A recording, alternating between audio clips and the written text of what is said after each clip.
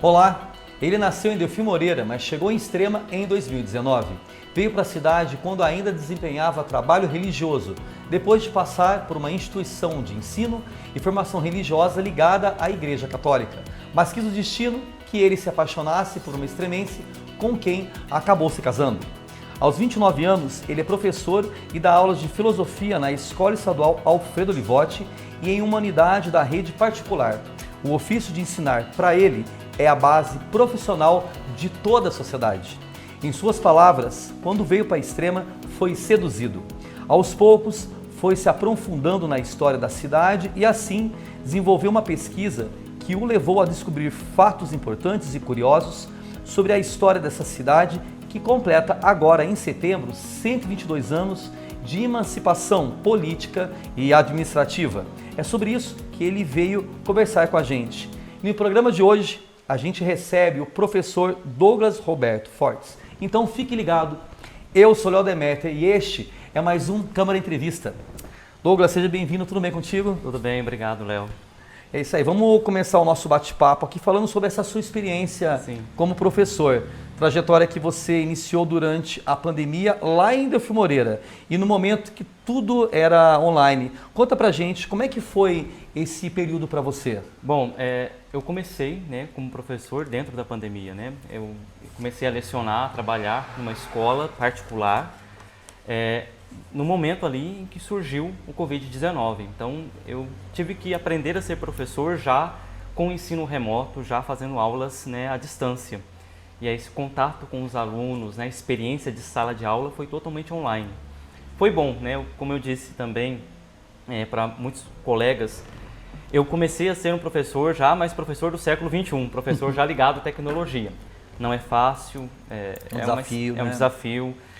Ainda estamos aprendendo enquanto educadores, profissionais de educação, mas é algo necessário, é algo muito bom. E foi uma experiência que tanto os alunos, os estudantes, quanto nós educadores, aprendemos muito a valorizar também a escola, como é importante o ambiente do trabalho dinâmico escolar. Douglas, a educação talvez seja, entre as áreas, as que mais sofreram impacto por causa da pandemia, Sim. Inclusive com a transição do ensino presencial para o online e depois um novo momento de volta para o presencial. De que forma que isso afetou a comunidade estudantil? Para a formação dos alunos, foi positivo ou foi negativo? Acredito que, em certa parte, foi positivo dar um passo para as novas tecnologias, conhecer um novo espaço de educação, um espaço onde nós podemos ampliar a possibilidade de usar materiais e instrumentos diversos, mais aprimorados para o nosso século, para a nossa época, em relação à educação. No entanto, nós tivemos também os ônus desse período que foi a pandemia, que foi o distanciamento, a experiência de não poder ter um convívio social de um grupo que trabalha em conjunto, a experiência de sociedade, a vida de trabalho, de instrumentalização da vida social, de pôr a mão na massa, começa na escola. Sim. As relações e tudo mais. Então, nós tivemos bastante afetada, nós fomos afetados nesse quesito, e nada como presencial para resolver muitas coisas, o olho no olho, tete a tete, o contato. Mas, querendo ou não, a tecnologia, ainda bem que ela existia, ainda bem que existiam as redes sociais, a internet, nós pudemos aí trabalhar de maneira mais ampliada e conhecer novos instrumentos. Conta um pouquinho, como grande interessado pela educação e ensino, você já chegou a dizer que o nome correto a se usar é educador. E que educadores estão dentro e fora da escola. E no seu caso, você deixou a vida religiosa para ser um educador. O que te levou a essa decisão, a buscar essa mudança, Douglas? Já na vida religiosa, eu já tinha, como se diz, sido conquistado pela educação. É uma aptidão, É uma aptidão, falou muito bem, essa é a palavra. Porque a formação religiosa, a formação que eu tive, que foi através da Igreja Católica, e conhecendo também outros religiosos, de outras denominações, me fizeram querer sempre mais, fazer crescer sempre mais esse interesse pela formação humana, pela ciência, pela pedagogia. Então, eu na verdade, dei continuidade àquilo que eu já gostava, né? Que é o ensino, que é a formação, né, humana, que é o conhecimento, né, do intelecto humano e das ciências humanas, né? Professor de filosofia e tem um livro publicado em formato digital que trata especificamente da necessidade de pensar, uma provação que você faz a partir do convite de Platão para o exercício do pensamento. Sim. Conta um pouco sobre o livro e sobre a importância da filosofia para o indivíduo e para a sociedade atual. Então, esse livro, né, na verdade foi um convite das edições, né, acadêmicas e tudo mais, né, como no formato online, né. Ele é a minha monografia, né? Ele é o trabalho que eu fiz na minha conclusão de curso de filosofia e que agora transformou-se, né, numa publicação e tudo mais. Ele trata diretamente disso, a necessidade de pensar, né? Platão, né, não sei, né, talvez você que está assistindo, né, não conheça, Platão foi um dos primeiros lá filósofos, né, lá do período grego, né, antigo, no início da filosofia, né, grega, e ele, através do interesse dele pela cidade, a cidade de Atenas, pela transformação política daquela realidade de Atenas, ele propôs, né, a necessidade de agir e pensar diferente, né? Inspirado, claro, em Sócrates, que foi, digamos aí, o mestre dele.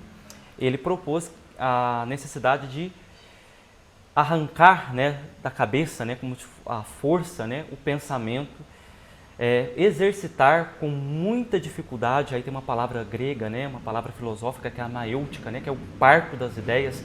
Ele propõe isso, a necessidade de fazer um esforço muito grande para se chegar a ideias puras, ideias distintas, algo realmente que seja mais elevado, quase como uma coisa relacionada à alma, né, ao espiritual. Conhecimento, intelecto, racional para ele é muito isso, né, algo elevado, que vai além da matéria. E ele diz que a sociedade precisava ser governada por filósofos, a proposta dele era essa, né? A filosofia era necessária para uma boa administração. Por quê? Porque somente os filósofos saberiam se dedicar ao conhecimento, perceber a necessidade real da cidade e não se deixar levar pelas vaidades, né? Por desencantos e ilusões da vida cotidiana. Eu acho que a filosofia até hoje é uma necessidade por causa disso. Por isso que é o título da minha monografia, desse livro. A necessidade a partir da alegoria da caverna. É sair, como Platão, né, deixou lá registrado no livro 7º da República, é sair de um ambiente cavernoso, escuro, né, de falta de conhecimento, onde você pode ser enganado por coisas cotidianas e buscar a luz da razão, a luz do verdadeiro conhecimento. Muito conhecimento. Setembro, como já foi mencionado, Douglas, ele é o mês de aniversário de Extrema, Sim. Lugar que você escolheu de coração. Foi buscar mais sobre o passado da cidade e descobriu, inclusive, que a história remonta aos caminhos das bandeiras paulistas. Tráfico de ouro, disputas territoriais e constitucionais entre Minas e São Paulo. De que forma, Douglas, essas passagens influenciaram na formação e, posteriormente, na emancipação da cidade? Então, como eu disse, quando eu vim para cá, não foi só por causa, né, de circunstâncias da minha vida, né? Quando eu vim para cá, eu estava vindo também para a formação minha. Claro, aí conheci minha esposa e tivemos aí, né, estamos ainda aí vivendo nossa história de amor. Ela é minha grande companheira, a quem eu agradeço muito por estar me ajudando nessa caminhada da minha vida. E Extrema me seduziu, né? A cidade aqui, a terra dela, né, me seduziu. Por quê? Porque Extrema é um lugar estratégico. Extrema é um lugar que possui uma beleza natural, né, e um povo muito acolhedor. Resultado também da história desse lugar. Eu falo que é estratégico porque Extrema ela está num ponto geográfico histórico importantíssimo, né? Ela está no extremo sul de Minas, realmente, né? Muito próximo de São Paulo, né? Caminho, como você bem relatou, né, das bandeiras, né? Fernão Dias, né? Sim. Né? As bandeiras paulistas que passaram por aqui em busca do ouro, em busca das minas. E aqui foi um lugar estratégico lá no passado colonial do nosso país. Por quê? Não é à toa, que não sei se vocês sabem, é uma informação sempre importante recordar, aqui foi chamado de registro, porque aqui Sim. foi criado um registro, né, desse transporte, desse tráfico, né, da mineração do ouro. Um dos primeiros nomes do município, sim, né? Sim, do ouro nessa localidade onde é Extrema, né? Claro que aqui foi criado primeiro um pequeno aldeamento, um pequeno uma pequena vila para poder ter aqui alguns comerciantes, alguns donos de terras, gado, pequeno povoado, né? Sim, agricultores, para poder ser aqui um lugar, né, de registrar, controlar o tráfico do ouro, porque existia um grande medo, né, da coroa portuguesa de perder, né, essas pedras preciosas, né, de algo, né, fugir do controle da coroa portuguesa. E aí aqui foi um lugar estratégico para caminho do Porto de Santos, né, para caminho ali de São Paulo. Então, Extrema nasce primeiramente nesse ponto, né? É um lugar estratégico, é um ponto geográfico importante. Com o tempo, né, a movimentação religiosa, a importância também da constituição de uma paróquia, né, a paróquia Santa Rita, né, a devoção, né, do Zeca Alves, né, bondoso, até chamado bondoso José Alves, né, que podemos dizer é o símbolo e pai fundador aqui, né, de Extrema, vai fazendo esse lugar crescer, fazer, né, essa vila se transformar, né, em uma freguesia, em algo muito maior, né. Depois, né, estudando, né, buscando algumas informações, como bom professor, né, curioso como sou, buscando algumas informações sobre a história de Extrema, eu percebo que a emancipação política, né, a construção real, né, de Extrema como um município, né, primeiramente como Santa Rita de Extrema, né, se deu logo na passagem do século, né, 19 para o século 20, 1901. Né, poucos municípios, pelo que eu pesquisei, tiveram esse né, orgulho de ser emancipado como uma cidade, como um município nessa época, né? Pelo que eu pesquisei também, Esmeraldas, aqui em Minas, foi emancipada nessa época. E Extrema estava nessa leva, estava junto nesse conjunto de municípios emancipados. Por quê? Porque aqui surgiu, né, um grupo de fazendeiros, de homens, né, com formação política, com formação jurídica, que tinham um interesse de fazer esse lugar crescer. De não ser apenas um distrito de Jaguari e Camanducaia, né, mas ser algo mais, né, ser realmente uma cidade, um polo importante para o sul de Minas Gerais, né, próximo de São Paulo. Então, nós temos Simeão Chirita Cardoso, né, ali descendente da família Cardoso, né, filho, na verdade, ali do capitão Germano, né, que veio para cá como um fazendeiro, dono de terras, né, apaixonado, segundo registros, né, por uma neta, né, do Zeca Alves, né, ele vem para cá e forma, né, sua família, e esse Simeão ele vai, né, com um conjunto ali de homens, também de italianos, né, que vieram, né, imigrantes italianos que vieram para cá, construir, né, formar a primeira Câmara Municipal, o primeiro ali grupo realmente, né, conselho representativo dessa localidade. E isso foi importantíssimo para a história de Extrema, né? Mais do que falar de uma prefeitura, né? Claro que veio depois os prefeitos, né? Nós temos a família Olivotti, né? Alfredo Olivotti, né? O senhor Antônio Nisso, tudo mais, como figuras importantes da prefeitura. Que ajudaram na construção municipal. Sim, né? Da prefeitura municipal mesmo, né? Como assim, líderes executivos aqui em Extrema. Mas antes de tudo isso, 1901, início do século XX, nós tivemos uma Câmara, nós tivemos a figura do, né, senhor Coronel Simeão, né, e esses coronéis, esses fazendeiros e também homens do povo, né, exercendo a democracia já, fazendo, né, ali, né, votos, ouvindo a população, fazendo eleições, buscando, né, melhorias para essa localidade. Extrema começou ali no início do século XX como um lugar que tinha alguns problemas, né, alguns problemas de mercadoria, de comercialização, está próximo de São Paulo, mas precisava de uma via, né, de um ponto estratégico. Teve até ali, durante ali, a passagem ali de 1920, 1930, início dos anos de 1930, uma briga aqui com Bragança, né, pelo distrito, a vila de Vargem, né, que na verdade se chamava Palmeiras, depois Bandeirantes. Territorial, né? né? Exatamente, por conta da linha férrea que vinha até ali, a linha férrea vinha até ali, e conta-se, né, que tem uma lenda, né, que Vargem, né, assim, gente, não é nenhum preconceito com Vargem, nada disso. São dados históricos, lendas, coisas que o povo conta, né, que a gente vai encontrando em registros históricos, né. Vargem não teve um desenvolvimento esperado por causa do Cristo, né, da cidade lá, do Mirante, estar de costas para a Extrema, né. Então surgiram, né, lendas, boatos, né, e tantas outras coisas, né, que fazem parte da cultura do nosso povo. Mas o interessante é que Extrema, aqui em Extrema, sempre lutou para ser um ponto importante, um polo importante no sul de Minas e ter, né, uma linha de produção, um contato com a capital paulista também, ser uma referência, né, não só no estado, mas para todo o país.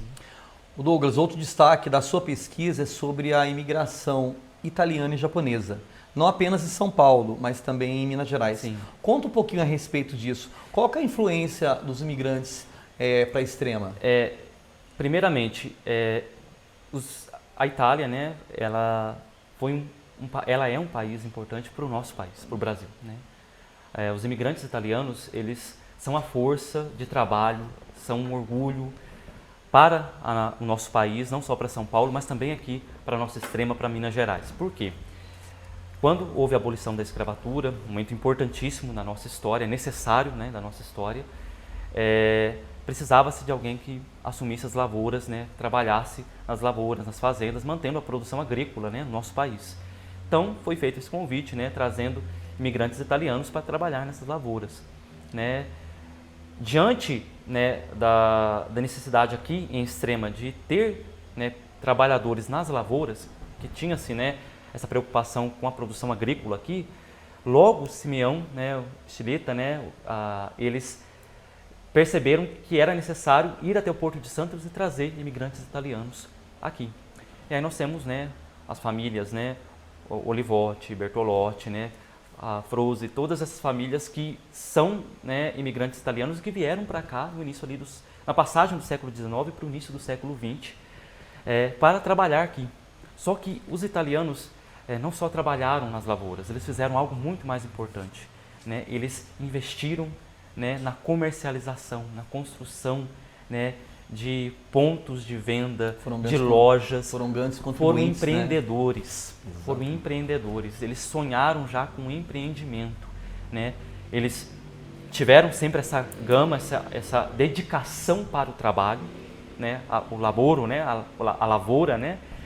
Laborar constantemente, né? O labor, e essa dedicação, né, de não parar, de trabalhar, de produzir, foi um marco para a Extrema, né? Então os italianos, né, Bertolotti também, né, os italianos eles trazem, né, aqui essas famílias, família Morbidelli, eles trazem para a Extrema, né, essa iniciativa do empreendedorismo, né, de ter, né, um ponto de vendas de produtos diferentes, né, de especiarias novas, né, trazer, né, novas mercadorias para a cidade e assim fazer a cidade, né, evoluir e desenvolver-se, né, cada vez mais.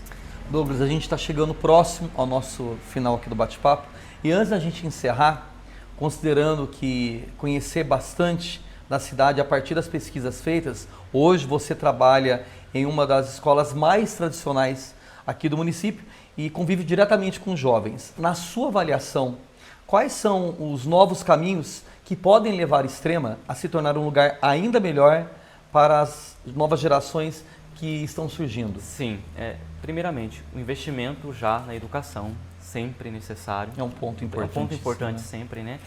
Eu vejo aí jovens que estão entrando nessa era da tecnologia, né? E que precisam de um acompanhamento.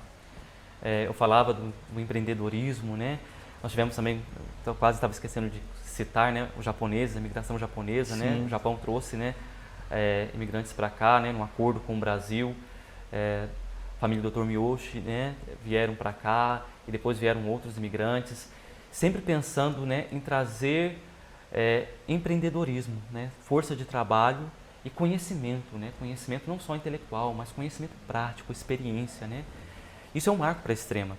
E os nossos estudantes, né, os nossos alunos, né, que nós falamos comumente, eles precisam ser esses novos profissionais e empreendedores do futuro.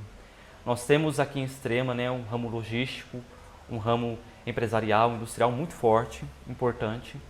Vejo aí, né, uma população, né, um crescimento populacional que está cada vez mais se impondo, fazendo da cidade ser uma cidade, né, urbana, cada vez mais, né, próxima de uma metrópole que é São Paulo e que tem, né, a oportunidade de crescer e ter um papel importante na história, né, da nossa sociedade, do nosso país.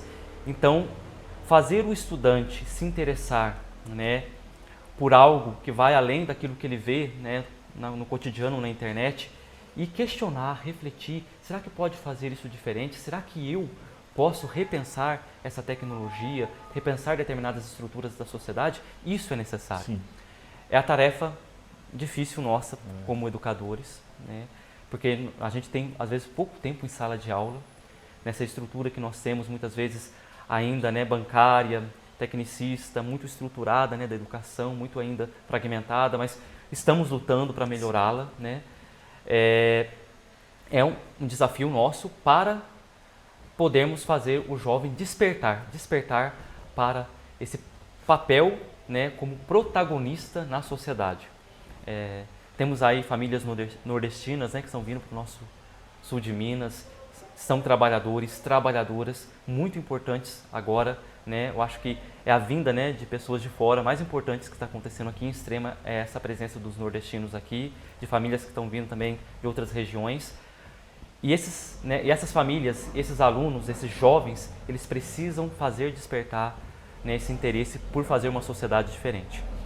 E para isso não tem outro jeito. Nós temos que, não só educação, não só escola, nós temos que trabalhar com várias áreas da sociedade. Sim. Né, o terceiro setor, junto com a educação, junto com outros órgãos públicos, né, e até mesmo entidades, né, da própria cidade, de outras cidades, comerciantes, empreendedores, colaborarem, estarem, né, se unindo para que esses jovens possam, né, perceber que não estão sozinhos. Porque o que nós mais percebemos dentro da escola, né, convivendo com a juventude atual, o risco de se sentirem sozinhos, né, que a oportunidade não vai existir, que não vai ter tempo, que não tem condições, que eles não são valorizados, né, que eles sempre só têm problemas e nunca oportunidades, portas. Mostrar que não, com união, nós podemos sim abrir muitas portas.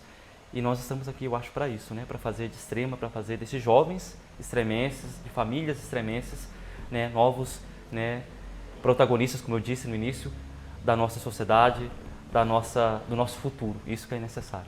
Então é isso. Conversamos com o professor de filosofia Douglas Roberto Fortes.